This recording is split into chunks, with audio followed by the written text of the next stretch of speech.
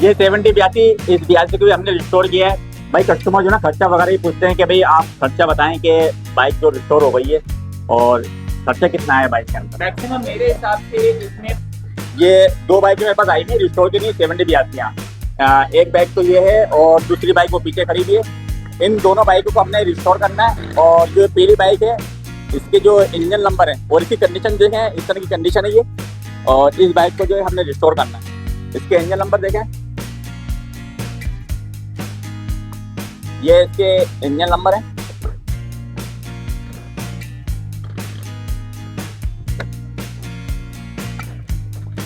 ये कंडीशन है इस बाइक की।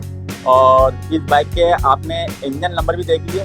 जब इस बाइक को हम रिस्टोर कर देंगे तो इसका फाइनल लुक भी आपके साथ शेयर करेंगे और स्टेप बाय स्टेप यहाँ पर हम आपको गाइड करेंगे कि हम कौन कौन से पार्ट जो है इस बाइक के अंदर अरेंज करके इस बाइक के अंदर इंस्टॉल करेंगे।